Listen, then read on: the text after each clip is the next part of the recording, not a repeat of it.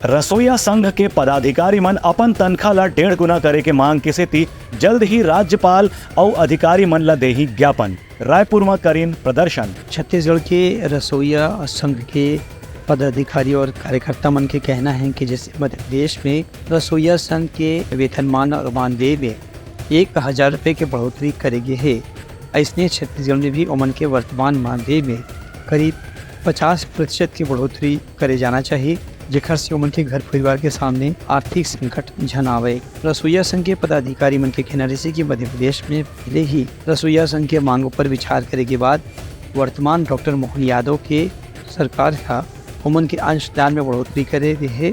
संगे संग में राज्य सरकार के अंशदान और केंद्र सरकार के अंशदान न मिलाकर के उनके मानदेय में काफ़ी बढ़ोतरी हो चुके हैं। वही परंपरा ला निभाते हुए छत्तीसगढ़ के रसोईया संघ ला भी राज्य सरकार ला मानदेय में बढ़ोतरी करके सहयोग करना चाहिए। पदाधिकारी मन के कहना रही कि इस संबंध में जल्दी ही राज्यपाल और प्रशासन ला अलग अलग ज्ञापन घलो सौंपे जाही। ब्यूरो रिपोर्ट उत्तलंघा न्यूज़।